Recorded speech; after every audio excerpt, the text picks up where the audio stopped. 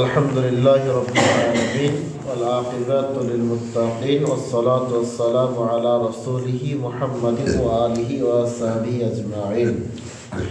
আম্মা বা'দ। প্রশংসা আল্লাহ রাব্বুল আলামিনের জন্য, সবাই বলি আলহামদুলিল্লাহি রাব্বিল আলামিন।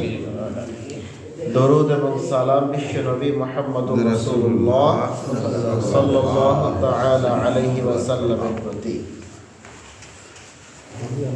আবু যার রাদিয়াল্লাহু তাআলা আনহু বলেন, ক্বালা লাহু রাসূলুল্লাহ সাল্লাল্লাহু আলাইহি ওয়াসাল্লাম, আল্লাহ রাসূল সাল্লাল্লাহু আলাইহি ওয়াসাল্লাম তাকে বললেন, অর্থাৎ উপদেশমূলক তাকে বললেন, আবু যার, ইত্তাকিল্লাহ হাইসুমা কুনতা, আল্লাহকে ভয় করো যতখানি ভয় করা সম্ভব তোমার দ্বারা। সবাই একরকম আল্লাহকে ভয় করতে পারবে না, এটা বাস্তব।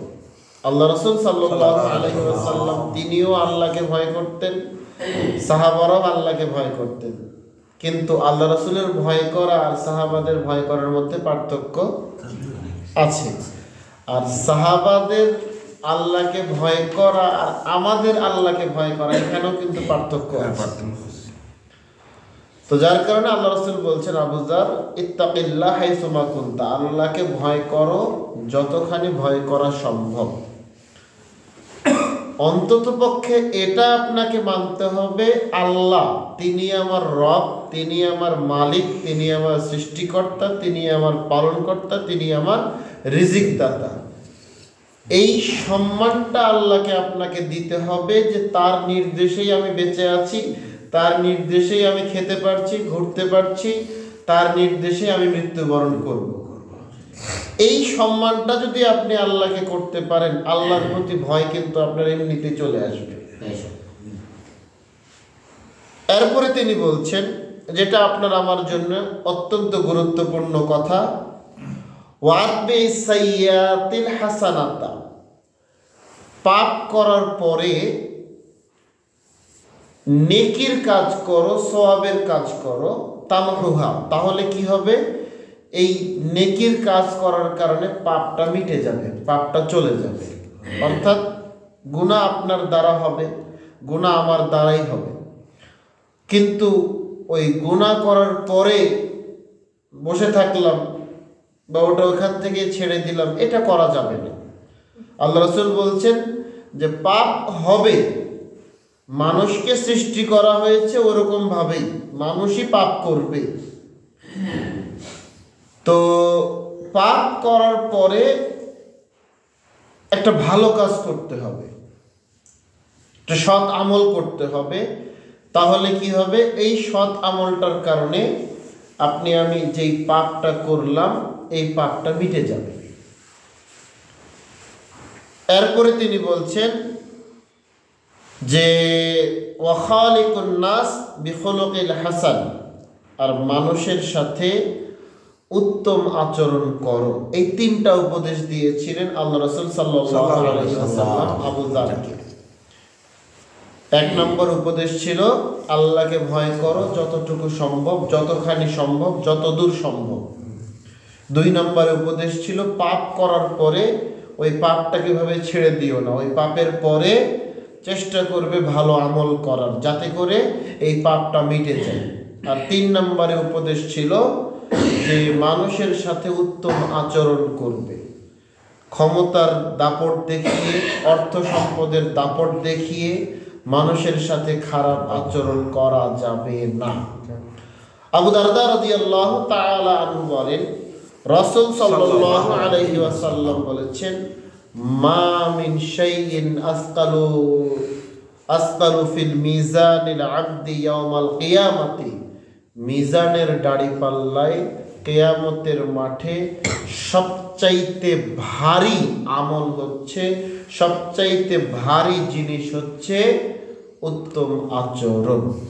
আপনি দান সাদকা করবেন, আপনি নামাজ পড়বেন, আপনি রোজা রাখবেন, আপনি হজ করবেন, আপনি যাকাত দিবেন, আপনি সত্য কথা বলবেন, এগুলোর সবচাইতে উত্তম এবং মিজানের দাড়িপাল্লায় ওজন বেশি, ভারী বেশি আমল হচ্ছে উত্তম আচরণ। এরপরে আল্লাহ রাসূল সাল্লাল্লাহু আলাইহি ওয়াসাল্লাম বলেছেন, ওয়া ইন্নাল্লাহা ইয়াবগাযুল ফাহিশাল বাদিয়া, আল্লাহ সুবহানাহু ওয়া তাআলা অপছন্দ করেন, আল্লাহ সুবহানাহু ওয়া তাআলা পছন্দ করেন না অশ্লীল ভাষা ব্যবহারকারীকে এবং উগ্র মেজাজি লোককে। আপনি মানুষের সাথে ভালো আচরণ করবেন, এটা হচ্ছে আল্লাহর নিকটে সবচাইতে প্রিয়, মিজানের দাড়িপাল্লায় সবচাইতে ভারী। আর আপনার এই উত্তম আচরণের সম্পূর্ণ বিপরীত জিনিসটাই হচ্ছে অশ্লীল ভাষা ব্যবহার করা আর উগ্র মেজাজ। আর আল্লাহ সুবহানাহু ওয়া তাআলা এই দুইটা জিনিসকে পছন্দ করেন না। আবু দাউদের হাদিসে এসেছে, আল্লাহ রাসূল সাল্লাল্লাহু আলাইহি ওয়াসাল্লাম বলেছেন, উগ্র মেজাজি ব্যক্তি আর অশ্লীল ভাষা ব্যবহারকারী ব্যক্তি জান্নাতে যাবে না। তাহলে আপনাকে আমাকে এই অশ্লীল ভাষা ত্যাগ করতে হবে, খারাপ ভাষা ত্যাগ করতে হবে। বিশেষ করে আমরা গ্রামের মানুষেরা আমরা এমন কিছু কিছু ভাষা ব্যবহার করি, আমরা এটাকে গুনাহ মনে করি না। আমরা মনে করি না যে এটা আমার গুনাহ হচ্ছে বা এটা আমার পাপ হচ্ছে, বলতে পারলেই হলো। কিন্তু এই অশ্লীল ভাষা ব্যবহার করবে যে, সেই ব্যক্তি জান্নাতে যাবে না। অশ্লীল ভাষা ব্যবহার করবে যে, আল্লাহ তাকে পছন্দ করেন না। আবার অন্য হাদিসে আমরা দেখেছি যে অশ্লীল ভাষা ব্যবহারকারী ব্যক্তি হচ্ছে মুনাফিক। তাহলে এই অশ্লীল ভাষা যে কত খারাপ আর কত জঘন্য, আপনার আমার ঈমান এবং আমলের জন্য কত ক্ষতিকর, এটা আপনি আমি বুঝতে পারছি না। সম্মানিত উপস্থিতি, আসুন আমরা আমাদের চরিত্রটাকে ঠিক করি। আবারও বলছি, মিজানের দাড়িপাল্লায় সবচাইতে ভারী জিনিসটাই হচ্ছে উত্তম চরিত্র। আপনি মানুষের সাথে ভালোভাবে হেসে কথা বলবেন, মানুষের সাথে আপনি ভালো ব্যবহার করবেন, মানুষকে আপনি মেজাজ দেখাবেন না, রাগ দেখাবেন না। হ্যাঁ, আপনার টাকার অহংকার, আপনার সম্পদের অহংকার বা আপনার ক্ষমতার দাপট দেখিয়ে আপনি মানুষের সাথে খারাপ আচরণ করবেন না। আল্লাহ এটাকে অত্যন্ত পছন্দ করে।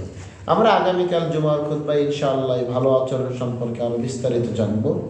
আজকের এই দার্স থেকে আপনাদের জন্য আমার পক্ষ থেকে, আল্লাহ রাসূলের পক্ষ থেকে শিক্ষামূলক কথা হচ্ছে, আল্লাহকে যতদূর সম্ভব আল্লাহকে আপনাকে আমাকে ভয় করতে হবে। আল্লাহকে তার প্রাপ্য সম্মান আপনাকে আমাকে দিতে হবে। দ্বিতীয়ত শিক্ষা হচ্ছে, পাপ আপনার আমার দ্বারাই হবে, এটাই বাস্তব। আপনি আমি পাপ করব, আপনি আমি গুনাহ করব, এটাই বাস্তব, এটাই চূড়ান্ত। কিন্তু পাপ করার পরে, গুনাহ করার পরে আপনাকে আমাকে সদা সর্বদা সচেষ্ট থাকতে হবে, চেষ্টা করতে হবে যে আমি একটা ভালো কাজ করব, একটা ভালো আমল করব। অন্তত পক্ষে পকেট থেকে 2 টাকা, 5 টাকা, 10 টাকা বের করে ফকির মিসকিনকে দিয়ে দেব। আল্লাহ সুবহানাহু ওয়া তাআলা এটার বিনিময়ে দেখা যাচ্ছে আপনার আমার পাপটাকে মিটিয়ে দিবেন।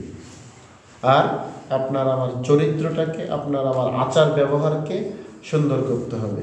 আল্লাহ সুবহানাহু ওয়া তাআলা আপনাকে আমাকে, আমাদের সকলকে এই বিষয়গুলো বুঝে সেই অনুযায়ী আমল করার তৌফিক দান করুন।